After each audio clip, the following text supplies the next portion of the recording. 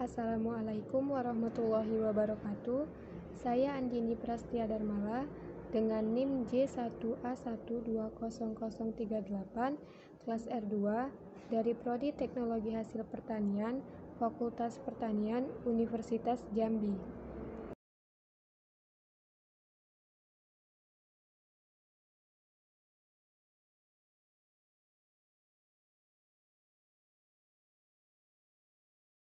Pengenceran merupakan proses membuat larutan menjadi lebih lemah atau kurang terkonsentrasi.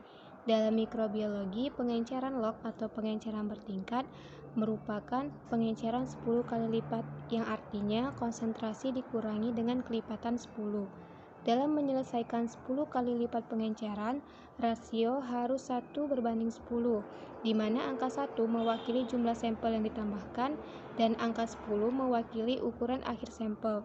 Misalnya kita mengambil sebanyak 1 ml sampel, kemudian ditambahkan ke 9 ml pengencer, sehingga didapatkan total akhir dari pengenceran tersebut sebanyak 10 ml. Pengenceran log atau pengenceran bertingkat bertujuan untuk menurunkan konsentrasi mikroorganisme ke konsentrasi yang kita perlukan, sehingga koloni yang ditumbuhkan pada agar cawan dapat lebih mudah untuk kita hitung. Penanaman mikroba menggunakan metode cawan terbagi menjadi 3. Yang pertama, spread plant atau metode sebar. Pada metode penanaman ini, terlebih dahulu dituangkan media agar sterilnya ke dalam cawan Petri dan dibiarkan hingga mengeras. Setelah mengeras dengan sempurna, sampel yang telah diencerkan kemudian dipipet ke permukaan agar. Selanjutnya, diratakan atau disebar menggunakan batang L. Yang kedua, pour plate atau metode tuang. Pada metode penanaman ini, terlebih dahulu sampel dipipet ke dalam cawan Petri, kemudian baru dituangkan media agar sterilnya.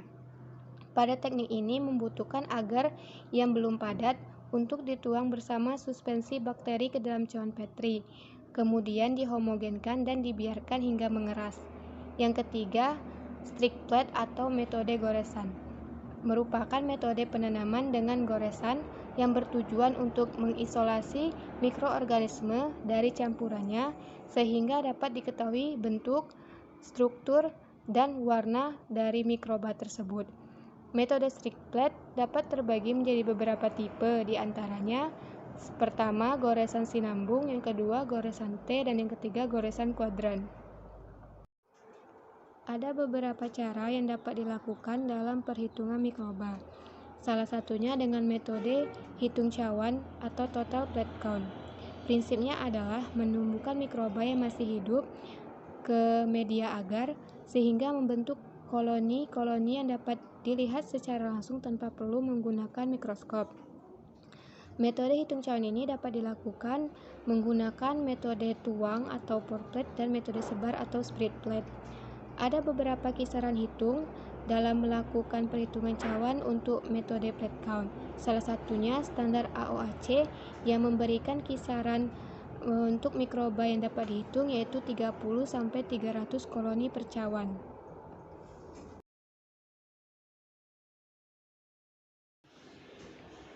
Titrimetri merupakan salah satu metode analisis kuantitatif untuk mengetahui kadar suatu zat berdasarkan pengukuran volume larutan standar yang telah diketahui secara pasti konsentrasinya atau biasa disebut dengan titran, yang bereaksi dengan analit yang akan kita tentukan konsentrasinya atau biasa disebut dengan titrat. Metode analisis titrimetri didasarkan pada hubungan stoikiometri sederhana dari suatu reaksi-reaksi kimia. Contoh analisis titrimetri, misalnya kita akan menitrasi HCl dengan NaOH 1 molar. Nah, dalam hal ini yang menjadi larutan analit adalah HCl, karena kita akan menentukan berapa konsentrasi dari HCl. Biasanya larutan analit ini diletakkan di dalam Erlenmeyer. Selanjutnya ada larutan NaOH 1 molar. Larutan ini merupakan larutan standar karena sudah diketahui konsentrasinya. Nah, biasanya larutan standar ini diletakkan di dalam buret. Kemudian, larutan standar yang berada dalam buret akan menitrasi larutan analit yang berada pada Erlenmeyer dengan cara ditetesi sedikit demi sedikit hingga mencapai titik ekuivalen.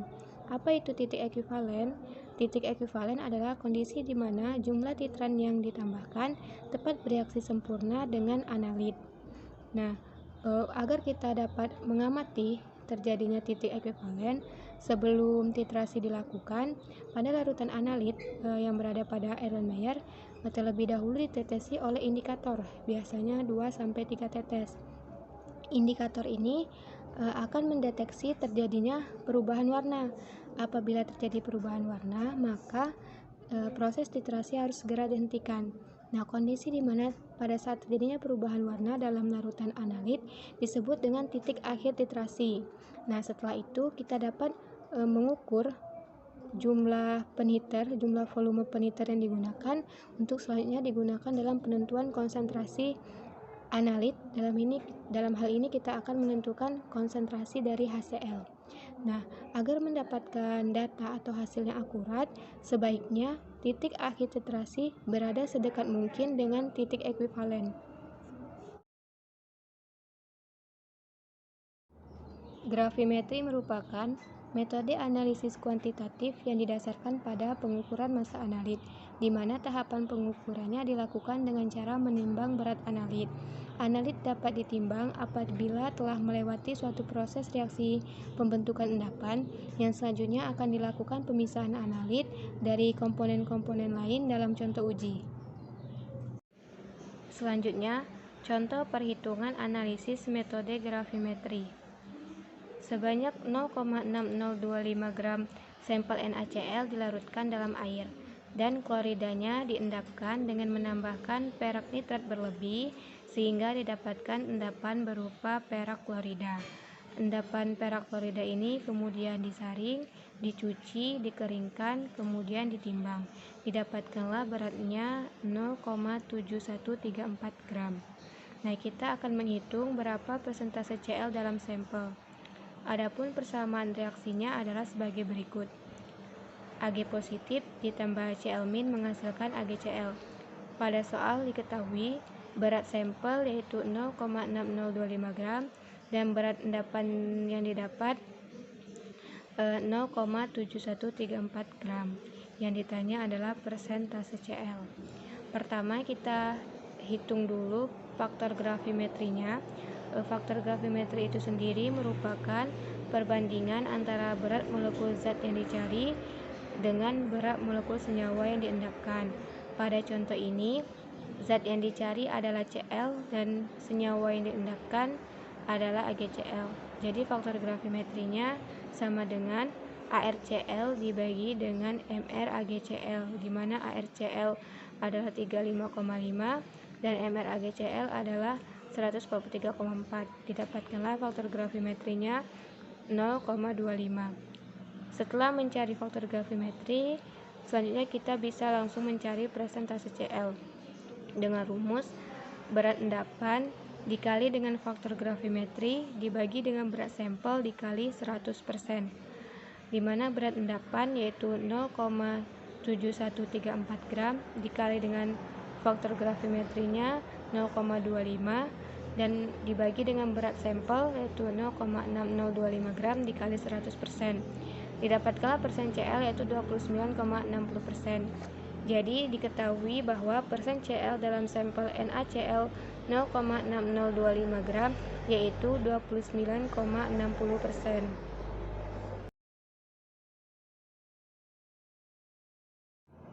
Spektrofotometri merupakan salah satu metode analisis yang memanfaatkan interaksi antara materi dan energi. Adapun alat yang digunakan dalam metode analisis spektrofotometri disebut spektrofotometer, yaitu instrumen yang digunakan untuk mengukur transmitan ataupun absorban dari suatu senyawa sebagai fungsi panjang gelombang. Prinsip kerja dari spektrofotometri didasarkan pada hukum Lambert-Beer. Jadi, apabila cahaya monokromatik masuk atau melalui media yang merupakan larutan, maka akan ada 3 hasil yang dapat dilihat, yaitu sebagian cahaya tersebut akan dipantulkan, sebagian lagi akan diserap, dan sebagian lagi akan diteruskan. Selanjutnya, komponen-komponen pada spektrofotometer. Yang pertama ada sumber cahaya. Sumber cahaya ini berupa lampu. Lampu pada spektrofotometer yang paling umum digunakan adalah lampu tungsten. Lampu tungsten ini sendiri biasa digunakan untuk mengukur sampel pada daerah tampak, dan lampu deuterium biasa digunakan pada daerah UV. Yang kedua ada monokromator. Monokromator ini berfungsi untuk menyempitkan pita spektrum cahaya yang dipancarkan oleh sumber cahaya. Monokromator ini terbagi menjadi 3. Yang pertama ada pintu masuk. Pintu masuk ini berfungsi untuk memberikan celah kecil dengan ukuran yang sesuai di mana sinar lampu dapat masuk. Yang kedua ada penyebaran cahaya. Penyebaran cahaya ini berfungsi untuk mendispersikan radiasi elektromagnetik dengan jangkauan yang luas sehingga didapatkan resolusi yang baik dari radiasi polikromatis. Dan bagian ketiga yaitu pintu keluar berfungsi untuk mengarahkan gelombang yang dibutuhkan untuk mengarah ke kuvet. Kemudian ada sampel. Sampel ini diletakkan dalam suatu wadah yang disebut dengan kuvet. Jadi kuvet adalah wadah yang digunakan untuk meletakkan sampel yang akan dianalisis. Kemudian ada detektor. Detektor ini berfungsi untuk menangkap sinar yang telah melewati sampel yang kemudian akan diubah menjadi signal listrik oleh amplifier sehingga didapatkanlah nilai pengukurannya. Amplifier itu sendiri berfungsi untuk memperkuat sinyal listrik menjadi bentuk yang dapat dibaca. Dan kemudian ada sistem yang dapat membantu seorang analis sehingga dapat membaca hasil analisis. Kromatografi kertas adalah metode yang digunakan untuk memisahkan zat-zat penyusun pada suatu campuran yang dilakukan dengan cara mendistribusikan zat pada campuran tersebut melalui 2 fase, yaitu fase stasioner yang berupa kertas selulosa murni dan fase gerak berupa cairan yang bergerak lambat atau biasa disebut dengan eluen. Pergerakan zat terlarut ini dipengaruhi oleh resultan dari seberapa kuat fase stasioner dapat menahan zat terlarut dan seberapa kuat fase gerak membawa zat terlarut. Hal ini sangat bergantung pada polaritas keduanya, sehingga pengaturan polaritas pada fase stasioner dan fase gerak memainkan peranan penting dalam pemisahan melalui kromatografi. Identifikasi zat yang berhasil dipisahkan dapat dilakukan dengan menghitung nilai RF-nya atau retention factor, di mana rumusnya adalah RF sama dengan D dibagi dengan F, di mana D merupakan jarak migrasi zat atau spot warna dan F merupakan jarak migrasi larutan fase gerak atau eluen. Contoh analisis kromatografi kertas. Misalnya, kita mempunyai suatu sampel yang kita ketahui sampel tersebut merupakan campuran dari asam amino. Nah, kita ingin mengetahui asam amino apa yang menjadi penyusun sampel tersebut. Untuk dapat mengetahuinya, kita bisa menggunakan metode kromatografi kertas. Pertama, kita siapkan terlebih dahulu kertas selulosa, biasanya menggunakan kertas Whatman nomor 1. Kemudian, pada kertas kita beri garis di ujung atas dan bawahnya. Pada garis yang di bawah, kita beri titik. Pada titik yang dibuat ini akan diteteskan standar asam amino dan sampel yang akan dipisahkan. Jumlah pemberian titik ini disesuaikan dengan banyaknya sampel yang digunakan. Untuk contoh ini kita menggunakan 3 sampel, sehingga dibuat 3 titik. Pada titik pertama dan kedua ditetesi standar asam amino. Adapun standar asam amino ini sudah kita ketahui senyawanya. Misalnya, kita ingin mengetahui apakah sampel tersebut merupakan campuran dari penilalanin dan lisin, sehingga yang menjadi standar asam aminonya adalah penilalanin dan lisin. Nah, sedangkan pada titik yang ketiga, kita teteskan sampel yang akan dipisahkan. Kemudian, kertas Whatman ditempatkan di dalam glass beaker yang sudah diisi dengan eluen. Nah, larutan eluen ini yang biasa digunakan adalah terdiri dari butanol, asam asetat, dan H2O.